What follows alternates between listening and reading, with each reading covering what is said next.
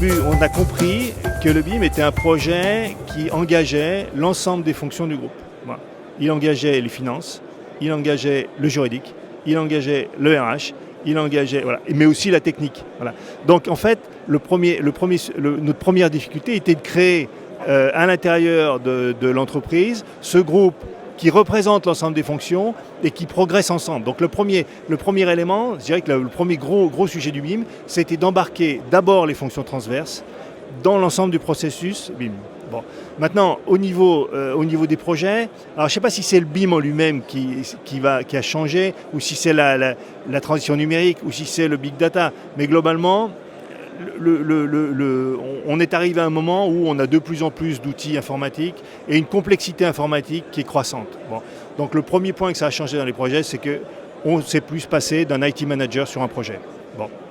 Ça, sur un projet complexe, j'entends, hein, voilà, on parle un projet isolé, on arrive toujours à se débrouiller, mais sur un projet complexe qui a plusieurs métiers, des partenaires, il faut un IT manager. Ça, c'est le premier point. Deuxième point, c'est que on est amené à réfléchir, à beaucoup plus réfléchir en amont, hein, sur la structuration de nos données. D'accord, ce qu'on faisait moins dans le passé, hein, quand on travaillait à la planche à dessin, on ne le faisait pas, même en DAO, on ne le faisait pas, et maintenant, le premier problème, c'est comment je structure mes données.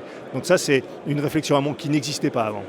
Et puis l'autre point, mais ça c'est quelque chose que j'imagine tout le monde va vous dire, c'est que la maquette numérique nous amène à aller dans des niveaux de détail sur nos projets beaucoup plus avancés, plus tôt. Donc ça a déplacé les efforts au niveau des études, beaucoup plus à l'amont dans le projet.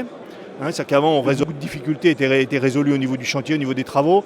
Bah, grâce au BIM, voilà, et tant mieux pour nos clients, hein, les difficultés sont résolues à l'amont en phase d'études, parce que c'est quand même bien notre boulot. Hein, voilà.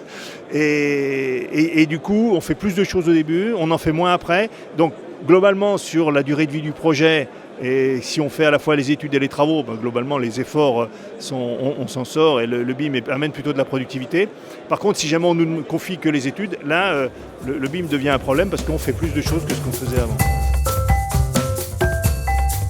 On est un grand groupe, donc on a eu aussi, alors bon, je dis ça, un facteur d'entraînement. On a une responsabilité.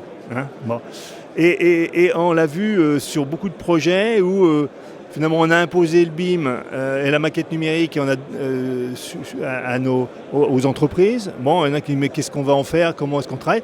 Finalement, ils ont appris avec nous. Hein, on a des exemples sur le métro de Rennes, hein, sur le centre de maintenance du métro de Rennes. L'entreprise a appris avec nous et maintenant, elle vit sa vie toute seule. C'est-à-dire que ce qu'elle a appris sur le métro de Rennes, sur le centre de maintenance, maintenant, elle l'applique sur l'ensemble de ses projets. Alors que ce n'est pas une entreprise, c'est ni Bouygues ni Vinci, c'est une entreprise de taille modeste. Voilà. Donc ça c'est le premier élément, c'est un effet d'entraînement. Donc ça c'est plutôt bien, hein, parce qu'on est plutôt fiers d'aider l'ensemble de la profession à progresser, tout en restant modeste. Hein, parce qu'on apprend beaucoup des petits aussi, hein, n'oublions pas.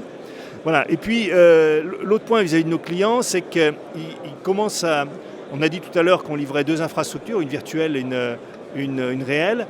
Et nos clients comprennent que ce qu'on leur donne maintenant a de la valeur. Hein. Cette infrastructure virtuelle, c'est elle qui leur permet maintenant de développer de nouveaux services vis-à-vis de leurs usagers, de mieux intégrer l'usage de leurs infrastructures. En gros, on permet d'adresser le problème du client de nos clients.